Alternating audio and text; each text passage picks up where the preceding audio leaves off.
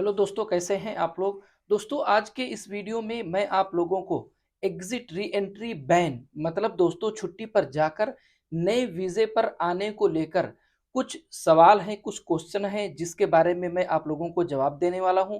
इसी तरह से दोस्तों कुछ भाइयों के अपडेट्स भी आए हैं जिसको मैं आप लोगों को पढ़कर सुनाने वाला हूं। आप लोग इन अपडेट्स को सुनेंगे तो ज़रूर आप लोगों की हिम्मत बढ़ेगी, आप लोगों का हौसला बढ़ेगा। इसी तरह से दोस्तों बहुत सारे भाई ऐसे भी हैं जो मतार पेपर मतलब दोस्तों जिसको हम और आप एयरपोर्ट प्रिंट के नाम से भी जानते हैं, वो निकलवाते हैं मतार पेपर अपना एयरपोर्ट प्रिंट और मेरे पास में भेजते हैं और ये बोलते हैं कि भाई इसको ज़रा चेक करके आप बता दें, कहीं ऐसा तो नहीं कि इसमें हम पर किसी तरह का कोई बैन शो कर रहा है।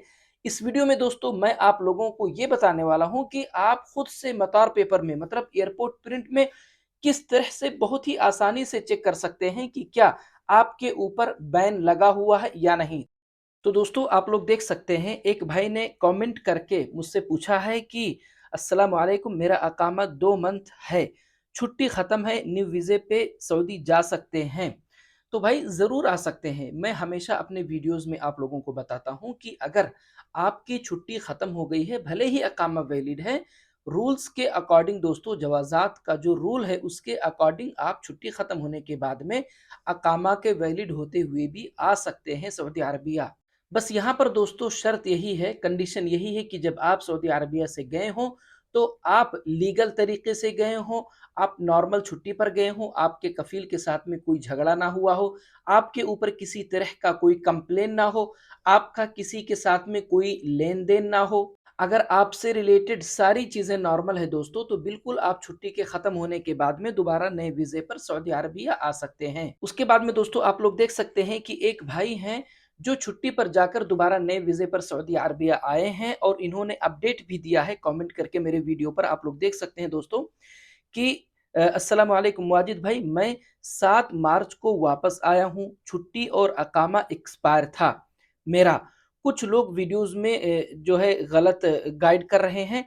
इनका कहने का मतलब है दोस्तों कि इनकी छुट्टी और अकामा दोनों एक्सपायर था। अब इनकी एंट्री जहाँ से हुई है दोस्तों सऊदी अरबिया में जिस एयरपोर्ट से, आप लोग देख सकते हैं इसमें लिखा है कि मैं आ गया रियाद एयरपोर्ट पर, अल्हम्दुलिल्लाह कोई प्रॉब्लम नहीं हुई।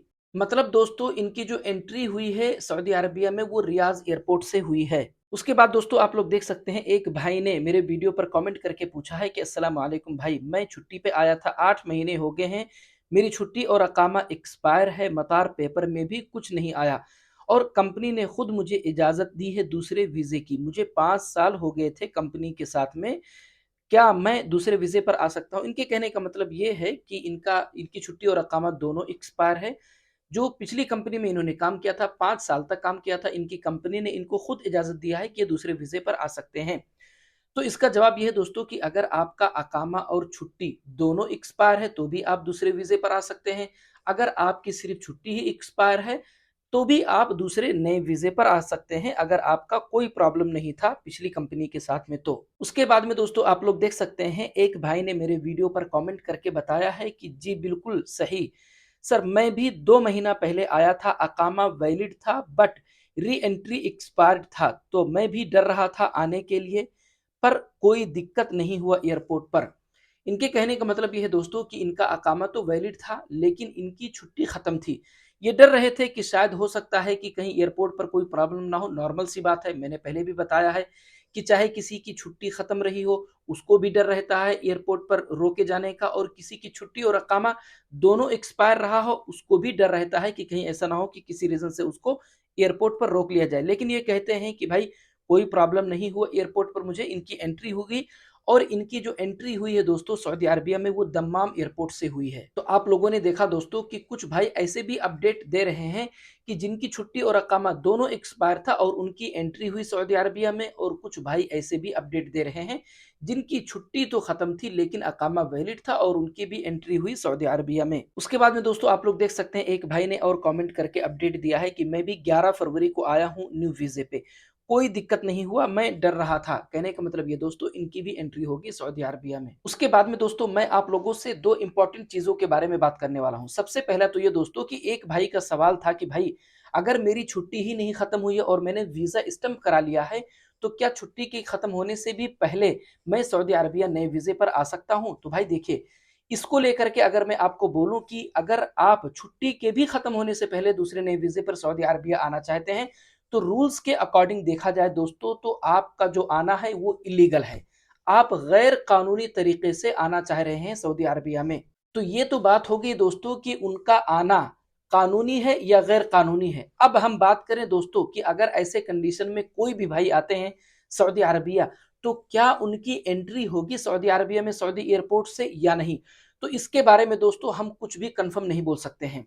ज्यादा चांस अगर देखा जाए तो उनको सऊदी एयरपोर्ट से वापस किया जाएगा, क्योंकि दोस्तों ये गैर कानूनी है, ये मैं और आप दोनों लोग जानते हैं। लेकिन दोस्तों देखा जाए तो ये एक बहुत बड़ा रिस्क है, जिसके लिए मैं किसी को मशवरा नहीं देता। आप इतना पैसा अपने मुल्क में लगाते हैं दोस्तों टिकट के लिए, वीजा स्टंपिंग के लिए, अगर कहीं आपको एयरपोर्ट पर रोक लिया गया, जो कि ज्यादा चांस है दोस्तों रोके जाने का, जबकि आपकी छुट्टी नहीं खत्म हुई है, तो आप कोशिश करें कि ऐसा कदम ही ना उठाएं। दूसरे नंबर पर मैं आप लोगों से बात करूं दोस्तों कि अगर आपकी छुट्टी खत्म होगी, आप दोबारा नए वीजे पर सऊदी अरबिया आना चाहते हैं, तो ऐसा ना करें कि आपकी छुट्टी 28 तारीख को खत्म हुई और आप 29 तारीख को ही आपने टिकट करा लिया सऊदी अरबिया नए वीजे पर आने के लिए।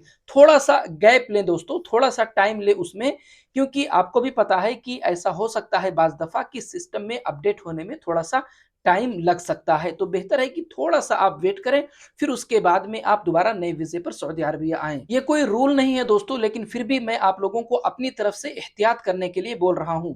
उसके बाद में दोस्तों हम लोग बात करते हैं कि अगर आपके पास एयरपोर्ट प्रिंट है, मतलब अगर आपके पास में मतार पेपर है, तो आप किस तरह से चेक कर सकते हैं कि क्या आपके ऊपर बैन है या नहीं है?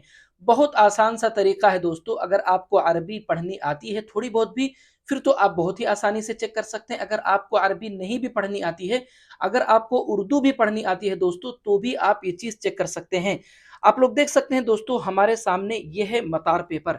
इसमें दोस्तों सबसे नीचे अगर आप देखेंगे, तो यहां पर लिखा है हाला अशख्स। हाला अशख्स के नीचे दोस्तों आप लोग देख सकते हैं कुछ भी नहीं लिखा है।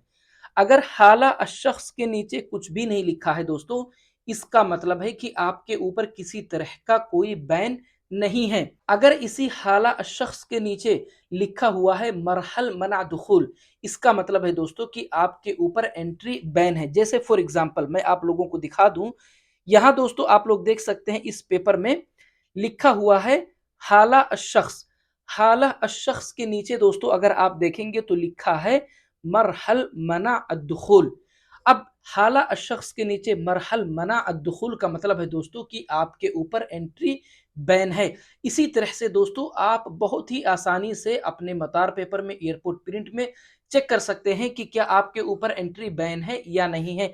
किसी से पूछने की जरूरत नहीं है। तो दोस्तों, अगर आप लोगों को मेरा ये वीडियो अच्छा लगा, अगर आप लोगों को मेरी बातें समझ में आई है, तो प्लीज वीडियो को लाइक और चैनल को सब्सक्राइब जरूर करें दोस्तों, ताकि मैं जब भी अपना अगला वीडियो अपलोड करूं तो तुरंत आप लोगों तक पहुंच जाए। मिलते हैं अगले वीडियो में।